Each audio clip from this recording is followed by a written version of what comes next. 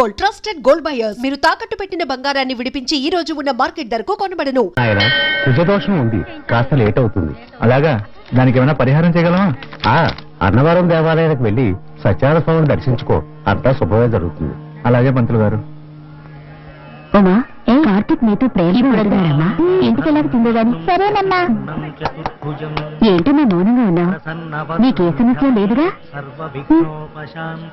లేదత్తయ్య, ఏదైనా సమస్య ఉంటే ధైర్యంగా నాతో చెప్పు. నన్ను మీ అత్తయ్యగా అనుకోకు, మీ అమ్మని అనుకో. ఏమైందమ్మా? ఆయనకి నేను నచ్చలేదు అత్తయ్య. ఎప్పుడు చూసినా తిడతారు. ఇంట్లో అయినా పర్వాలేదు, కాలేజీలో కూడా తిడతారు. ఉమా, ఏడవకమ్మా. ఉమా, నువ్వు వాడిని దూరం చేసుకోకమ్మా.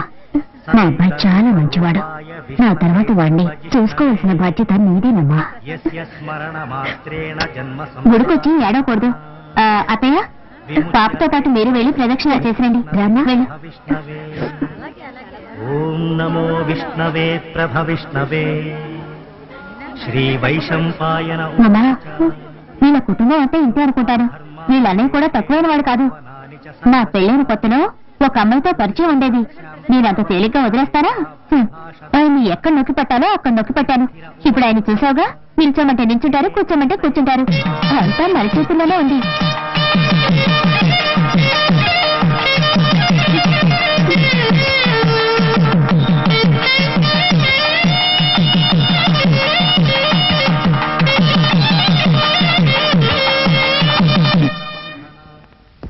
ముందుగా ఈ కాలేజ్ ప్రిన్సిపాల్ గారిని సెలవుతో సత్కరించి నా ఉపన్యాసాన్ని ప్రారంభిస్తాను. వేదికపై ఆసీనులై ఉన్న ప్రిన్సిపాల్ గారికి, ట్రస్టు నిర్వాహకులకు, భావి భారతదేశానికి ఆశాదీపాలైన విద్యార్థులకు, ఈ కార్యక్రమానికి విచ్చేసిన మీ అందరికీ.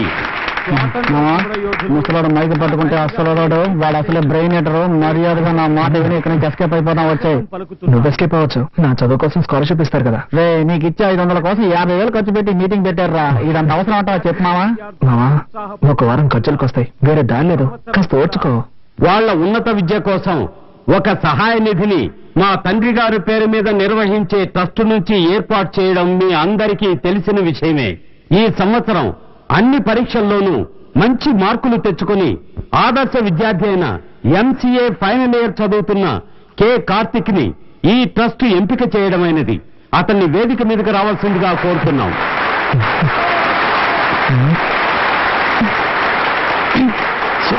ఎవరిగా కూర్చోండి చూడు. చెప్తాను. చూడు. నమస్కారం సార్. నమస్కారం.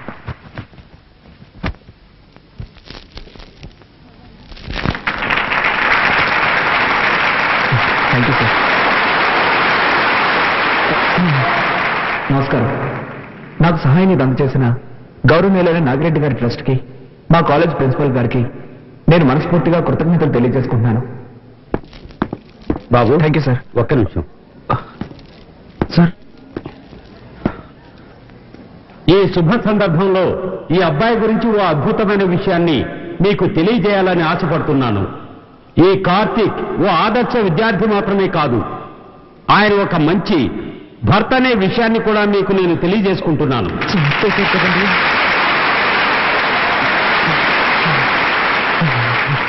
అవును, తను మాత్రమే చదువుకుంటే చాలదు, తన భార్య కూడా విద్యావతి కావాలన్న సదుద్దేశంతో తన చదువుకుంటున్న కాలేజీలోనే తన భార్యని చేర్పించాడు. మీ భార్య పేరేంటి? ఉమారాణి. గట్టిగా చెప్పు బాబు. ఉమారాణి. ఉమారాణి. ఆహా, అందమైన పేరు. దీనికేం తక్కువలేదు. ఈ విద్యార్థి కార్తిక్ భార్య అయిన శ్రీమతి ఉమారాణిని వేదికపైకి ఆహ్వానిస్తున్నాను.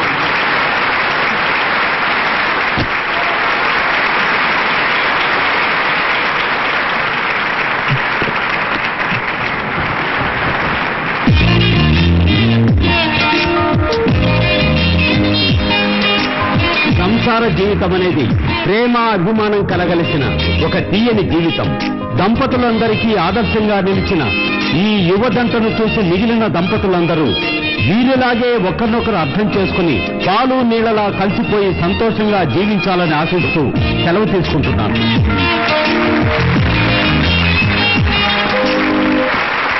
ఈ కార్యక్రమానికి జయప్రదం చేసినందుకు మీ అందరికీ నా ధన్యవాదాలు తెలియజేసుకుంటున్నాను.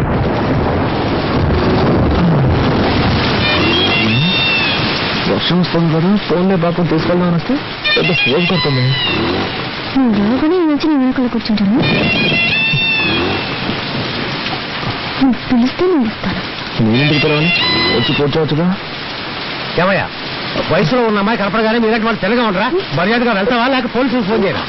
అయ్యో కదా అర్థం తిరిగేలా ఉంది.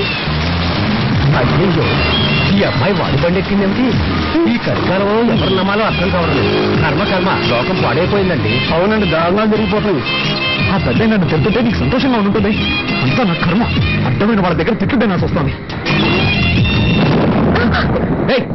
ఇవన్నీ నా దగ్గర పెట్టుకోకు. ఇలాంటి వాడికి లొంగిపోయాను కాదు నేను. Sorry, speed breaker. అది మాకు తెలుసు. కాస్త జరి కూర్చో. ఇంకా జరి కూర్చోవాలంటే కిందే కూర్చోవాలి. ఆ పాట కొంచెం ఆపుతావా? ఏ నచ్చలేదా? అది నీకు అనవసరం. సారీ, మళ్ళీ స్పీడ్ బ్రేకర్. నువ్వు కావాలనే చేస్తున్నావు. కాసేపు వెయిట్ చేస్తుంటే బస్ లోనే పోయేదాన్ని. అసలు నేను ఎక్కించుకోకుండా ఉండాల్సిందే.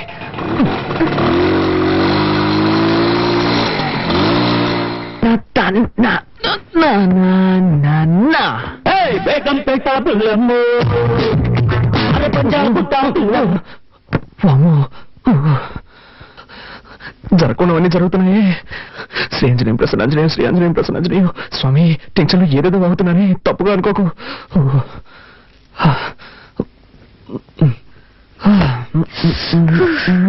పూర్తిగా తెలిసిపోయాను. నీకు బుద్ధుందా? డ్రెస్ మార్చుకున్నాను. తలుపు పెట్టాలన్న సెన్స్ లేదు. సారీ, సెన్సే లేదు. May I come in? Yes, you can come in. Anjaneya, ఏం చేస్తున్నావు నువ్వు? డ్రెస్ చేంజ్ చేసుకుంటున్నాను. అది తెలుస్తోంది. నేనున్నాను కదా, ఇక్కడే చేసుకోవాలా? ఊరికి అరవకండి. ఈ ఇంట్లో నాకు ఇచ్చిన రూమ్ ఇదే. ఉదయాన్నే అక్కయ్య అత్తయ్య చెప్పారు, నువ్వు ఏం చేసుకోవాలన్నా నీ రూమ్ లోనే చేసుకో, మమ్మల్ని డిస్టర్బ్ చేయొద్దు అని. సో నేను ఎక్కడికి వెళ్తాను? ఎక్కడికైనా పో, కానీ ఇక్కడ మార్చుకోకూడదు. ఓకే. అయ్యో, అలాగే బయటకు వెళ్ళి నా పరువు తీకు. ఇక్కడే మార్చుకుని తగలడు. నేనే బయటకు వెళ్తాను. అలా జరిగి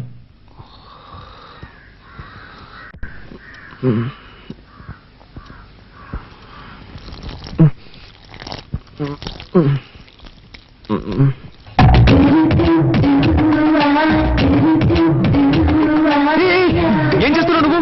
మొక్కకి నీళ్ళు పోస్తున్నా. ఏంటది ఇలాగా? మరి దారి ఇక్కడ ఉంది, ఎలా పోయగలను? నాతో గొడవ పెట్టుకోకండి. నేనా నీతో గొడవ పెట్టుకున్నాను? అవును, అన్నిటిని తప్పించితే ఏం చేయగలను? ఏం చేయక్కర్లేదు. ముందులా క్లోజప్ లో గొడవ పడ్డా మాని. లేక నుంచి ఏ భయంగా ఉందా? భయం లేదు కానీ గుడ్డు లేదు. ముందు జరుగు, నేను వెళ్ళాలి. పొద్దున్న ఇంకెక్కడ గొడవ బాబు.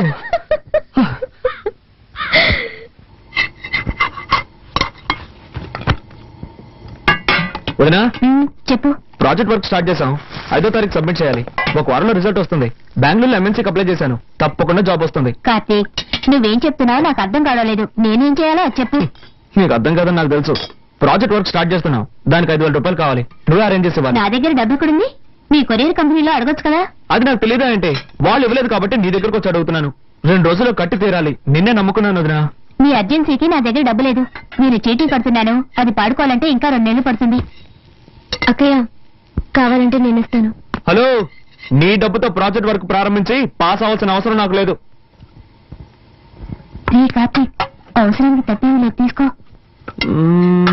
సరే వదినా, నువ్వు చెప్తున్నావు కాబట్టి ఒప్పుకుంటున్నాను. తీసుకున్న డబ్బు 3 మాసాలు తిరిగిచ్చేస్తాను. కానీ ఒక కండిషన్, బ్యాంక్ వడ్డీ 2%. అంతకు మించి నేను ఇవ్వలేను. దానికి ఒప్పుకుంటే నీ ఇవ్వమను, లేదంటే వేరే చోట చూసుకుంటాను. ఏమంటావమ్మా? 2% వడ్డీ ఓకేనా?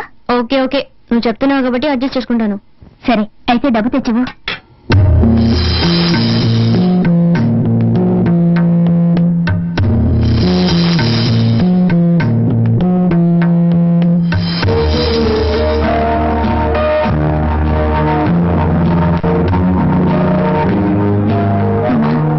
శుక్రవారం పూట మెల్లవన్న కలిసి తీకమ్మా.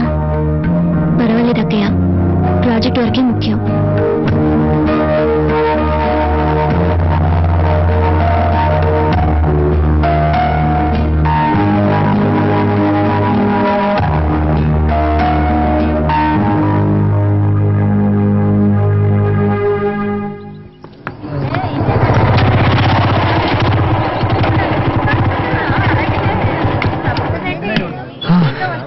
అదేం మావా నువ్వు సిగరెట్ కొంటుంటే ఆ కొట్టు నిన్ను చూసి నవ్వుతున్నాడు. మారేం లేదు మామ, ఒకరోజు సిగరెట్లు కొంటాను అదే డబ్బులు లేవు, అప్పు పెట్టాల్సిన పరిస్థితి. అన్నా నీ ముఖం చూసి ఎక్కడికైనా వెళ్తే ఆ పని సక్సెస్ అవుతుంది అన్న అని చెప్పాను. ఆ రోజు నుంచి నన్ను చూస్తే చాలు పళ్ళు ఎక్కిలిస్తున్నాడు.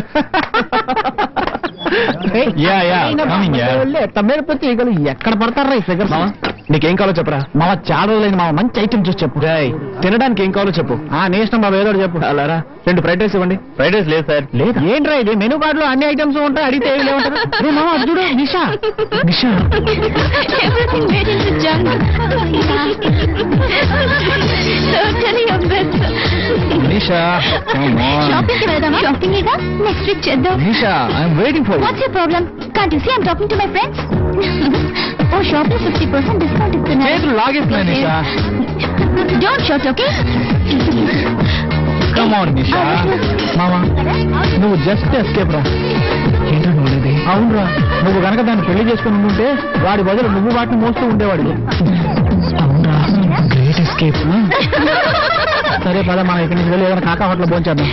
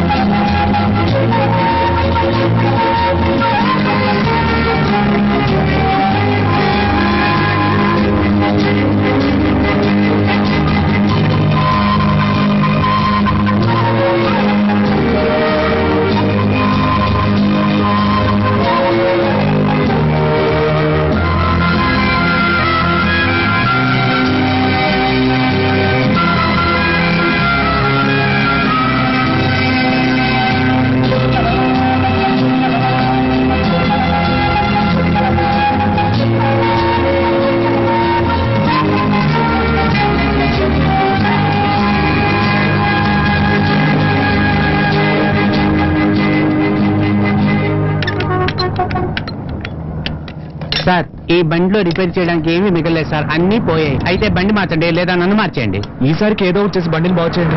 సరే, నా నైపుణ్యాన్నంతా దీని మీద చూపించి రిపేర్ చేసి ఇవ్వడానికి ప్రయత్నిస్తాను. మీ అదృష్టం బాగుంటే వచ్చి తీసుకెళ్ళండి సార్. వెళ్ళండి సార్. అబ్బబ్బబ్బా.